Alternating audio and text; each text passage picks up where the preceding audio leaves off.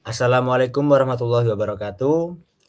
Kami dari kelompok 5 akan menampilkan hasil kerja kami terkait jaringan saraf tiruan, single layer perseptron dan multi layer perseptron yang dimana mengimplementasikan jaringan saraf tiruan pada gerbang logika AND, OR, dan XOR.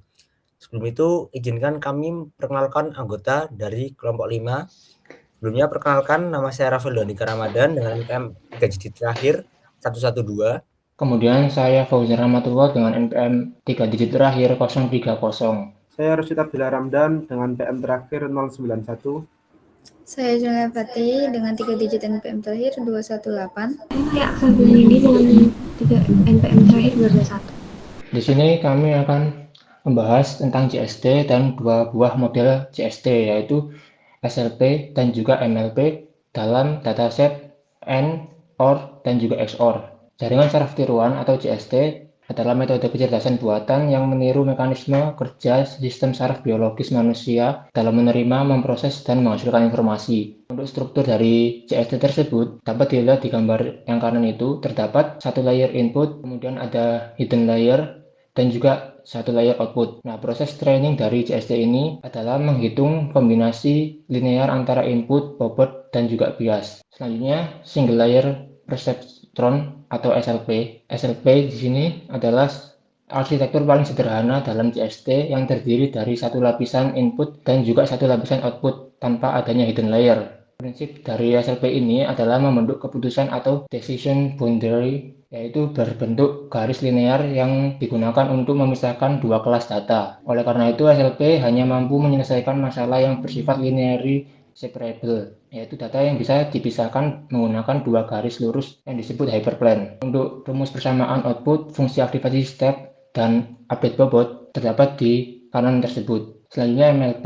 MLP yaitu lebih kompleks dari SLP. Di sini untuk arsitekturnya terdapat hidden layer di antara layer input dan layer output. Kelebihannya adalah mampu menyelesaikan masalah non-linearly separable, kemudian decision boundary yang lebih kompleks, dan juga fleksibilitas yang lebih tinggi.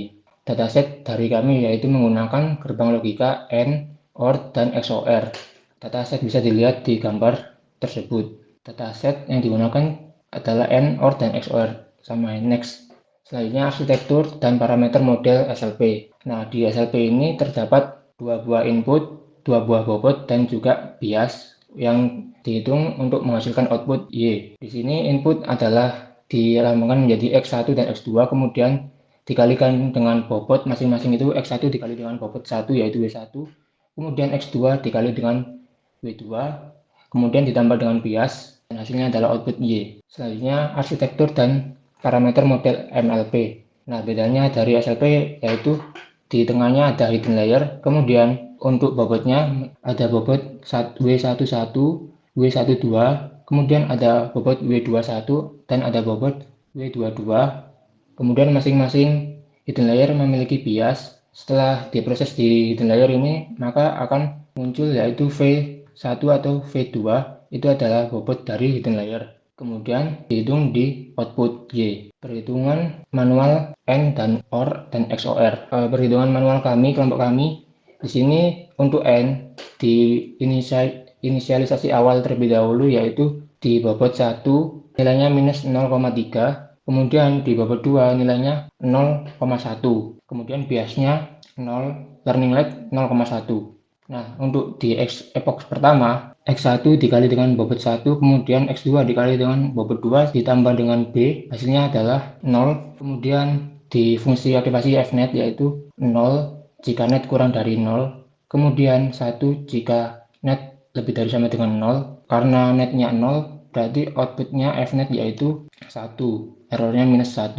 Kemudian dari situ, karena errornya bukan 0, maka bobot yang diinisialisasi awal tersebut belum stabil. Maka dari itu adanya pembaruan bobot. Pembaruan bobot tersebut rumusnya adalah bobot baru sama dengan bobot lama ditambah learning rate dikali error dikali dengan input. Karena inputnya adalah X1 yaitu nilainya 0, maka dikali dengan input yang nilainya 0. Kemudian didapati bobot satunya 0,3, bobot 2-nya 0,1. Kemudian untuk update bobot bias, yaitu rumusnya bias baru sama dengan bias lama ditambah learning rate dikali error. Didapati biasnya minus 0,1. Kemudian bobot dan juga bias terbaru itu digunakan untuk mengisi bobot yang di data kedua, yaitu baris kedua. Nah, proses itu akan berulang hingga menemukan bobot stabil. Untuk di kasus N ini, bobot stabilnya yaitu terdapat di epoch 8 di dataset yang kedua, yaitu dengan bobot W1 yaitu 0,2, W2 0,2, dan biasnya minus 0,2. Kemudian di epoch 8 yang data ketiga, baris ketiga, itu menggunakan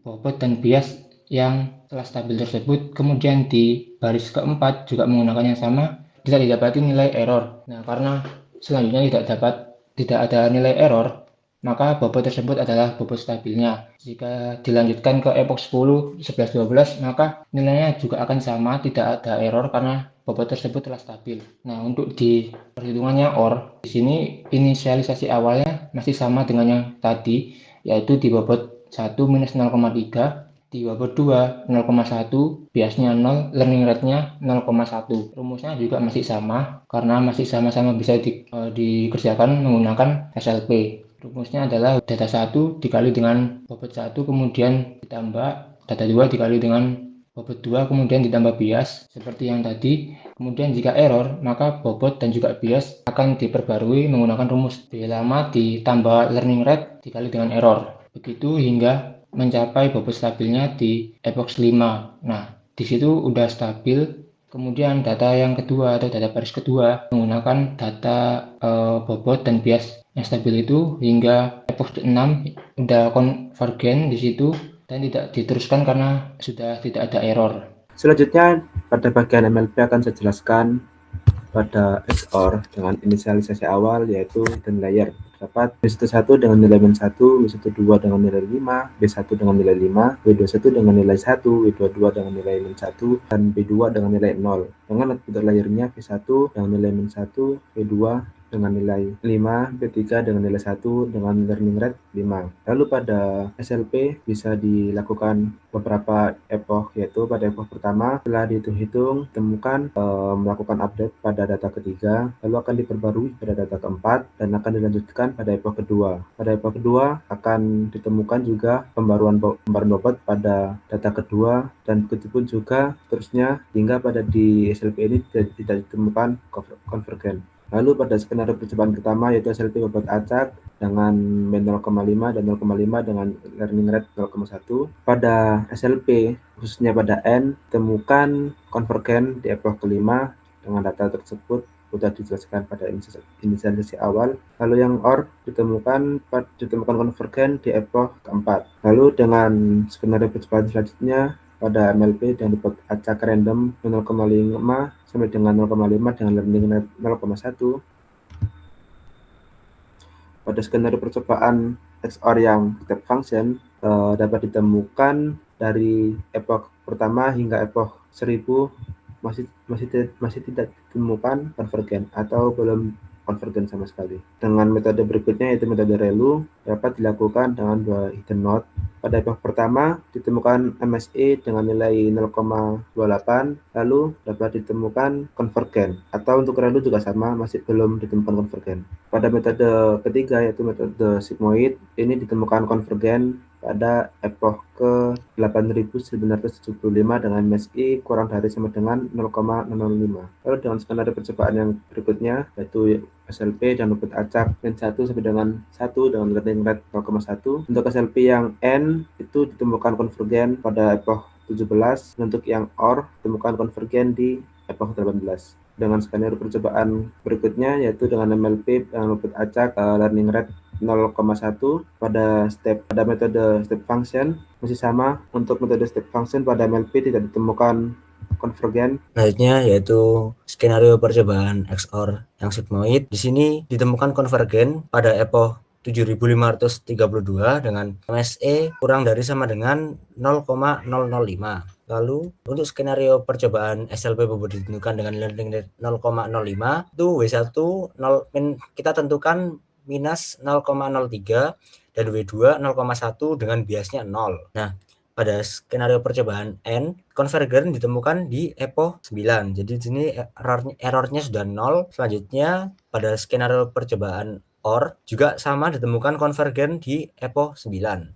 Lalu untuk MLP bobot ditentukan, bobotnya masih sama minus 0,3, 0,1 dan biasa 0 dengan learning rate 0,05. Lalu pada skenario percobaan XOR step function itu masih belum mencapai konvergen bahkan hingga epoch 10.000 yang sudah ditentukan dalam program. Lalu untuk XOR ReLU bobotnya juga masih belum ditemukan, sedangkan pada XOR sigmoid masih sama, jadi di learning rate 0,05 dengan bobot W1 minus 0,3 dan bobot W2 nya 0,1 itu masih belum ditemukan konvergen dari MLP. Selanjutnya, skenario percobaan SLP bobot ditentukan learning rate 0,0.1 itu kita pakai bobot satunya minus 0,3, bobot 2-nya 0,1 dan biasanya 0 sama seperti yang sebelumnya. Oke, setelah tadi kita coba untuk inisialisasi, untuk SLP dengan LR 0,01 dan bobot ditentukan itu gerbang logika N epoch di konvergen di epoch 37. Next, sementara gerbang logika OR dia konvergen di epoch 33. Untuk selanjutnya di sini ada skenario dengan MLP bobot ditentukan dengan learning rate 0,01. Untuk fungsi yang pertama yaitu menggunakan step function. Di sini karena kita menggunakan step function yang konsepnya itu bukan dari MLP, maka dia tidak akan pernah konvergen. Sementara untuk yang ReLU, dia juga tidak konvergen di epoch 10.000. Untuk yang sigmoid, ternyata dia juga tidak konvergen di epoch 10.000. Hal ini dikarenakan kecilnya nilai learning rate 0,01 yang membuat MLP itu lebih butuh banyak belajar. Next. Selanjutnya di sini ada skenario percobaan MLP bobot acak minus 0,5 sampai 0,5 dengan LR 0,1 dengan hidden note 3. Nah, di sini skenario percobaan untuk yang step function di sini seperti yang sudah dibilang tadi, karena step function bukan fungsi aktivasi dari MLP, maka dia tidak akan pernah konvergen. Sementara untuk yang ReLU, konvergen di epoch 149. Untuk yang sigmoid, dia konvergen di epoch 8615. Hal ini bisa terjadi karena adanya perbedaan hidden note antara 2 dan 3, yang mana ReLU di sini lebih diuntungkan daripada sigmoid. Selanjutnya di sini MLP bobot acak 0,05 dengan LR 0,1 di hidden note 5. Fungsi aktivasi step function tidak akan konvergen dengan epoch lebih dari 10.000, dan untuk yang ReLU itu konvergen di epoch 113. Dan yang terakhir untuk yang sigmoid itu akan konvergen di epoch 8812. Selanjutnya untuk SLP dengan bobot ditentukan dan learning rate 0,1. Bobotnya negatif 0,3 dan bobot keduanya 0,1. Untuk gerbang OR itu akan konvergen di epoch 6, dan untuk yang N itu akan konvergen di epoch 9. Selanjutnya untuk yang MLP di sini menggunakan learning rate 0,5 dan W1 min 1 0,5 1 dan min 1 dengan bias 0,5 dan 0, dan W2 min 1 0,5 dengan B2 sama dengan 1. Untuk yang step function dia akan sampai epoch maksimal belum konvergen, dan untuk yang ReLU belum konvergen juga, dan yang terakhir untuk sigmoid akan konvergen di epoch 1839. Next, untuk analisis hasil training, di sini N dan OR menggunakan SLP, dan kedua gerbang logika memiliki pola data yang masih dapat dipisahkan secara linear sehingga cukup menggunakan satu layer perceptron. Untuk XOR menggunakan MLP, dia berbeda dengan N dan OR. XOR memiliki pola data non-linear sehingga membutuhkan hidden layer untuk mempelajari hubungan antar data. Dan perbedaan dari hasil training gerbang logika disebabkan oleh karakteristik dari pola data masing-masing gerbang logika. Untuk gerbang logika N itu menggunakan SLP, konvergensi relatif lambat dan mencapai target, sedangkan untuk gerbang logika OR menggunakan metode SLP juga, konvergensi relatif lebih cepat dan error lebih sedikit. Untuk gerbang logika XOR, ini tidak dapat diselesaikan dengan SLP, jadi XOR tidak memiliki batas pemisah linear yang dapat memisahkan seluruh kelas data, dan XOR ini menggunakan MLP. Jadi ada hidden layer yang ditambahkan untuk membangun jaringan mengenali pola yang lebih kompleks. Dan XOR berhasil dipelajari setelah beberapa epoch dengan proses training berulang sehingga jaringan mampu menghasilkan output sesuai target. Dan implementasi MLP pada program itu ada input layer yaitu menerima dua masukan X1 dan X2. Hidden layer itu untuk mengolah informasi dan input, output layer untuk menghasilkan prediksi akhir berupa output XOR, dan aktivasi yang digunakan itu berupa step function, ReLU, dan juga sigmoid untuk membandingkan performa trend. Mengapa XOR tidak bisa diselesaikan dengan SLP? Pertama, SLP hanya menghasilkan batas keputusan linear. Kedua, data XOR bersifat non-linear. Dan yang terakhir, diperlukan hidden layer. Next, perbandingan kemampuan SLP dan MLP. Dari aspek struktur jaringan, SLP hanya terdiri dari input dan output layer, sedangkan MLP memiliki satu atau lebih hidden layer. Untuk aspek kemampuan pembelajaran, SLP itu pola linearnya sederhana, sedangkan MLP itu pola linear dan non-linear. Gerbang logika yang dapat diselesaikan, SLP itu ada AND dan OR, MLP ada AND, OR, dan XOR. Kemampuan memisahkan data, SLP ini hanya linearly separable, dan MLP linearly and non-linearly separable. Untuk kompleksitas komputasi, SLP lebih sederhana dan cepat, dan MLP lebih kompleks dan lebih lama. Akurasi pada masalah kompleks, SLP itu terbatas dan MLP lebih baik dan fleksibel. Ini kesimpulan dari jaringan syaraf tiruan ini, SLP berhasil mengimplementasikan gerbang logika AND dan OR dengan error akhir 0. Gerbang OR konvergen lebih cepat dibandingkan AND karena lebih banyak kombinasi input menghasilkan output 1. Penyelesaian XOR memerlukan MLP dengan hidden layer untuk mempelajari pola yang lebih kompleks. Fungsi aktivasi sigmoid memberikan performa paling stabil dan berhasil konvergen pada seluruh skenario pengujian. Fungsi aktivasi ReLU hanya berhasil konvergen pada konfigurasi dengan hidden node lebih dari 3. Step function tidak berhasil mencapai konvergensi pada pengujian MLP. Keberhasilan JST dipengaruhi oleh arsitektur jaringan, fungsi aktivasi, dan jumlah hidden node. SLP lebih cocok untuk masalah linear sederhana, dengan MLP lebih efektif untuk pola non-linear yang lebih kompleks. Sekian presentasi dari kelompok kami. Terima kasih. Wassalamualaikum warahmatullahi wabarakatuh.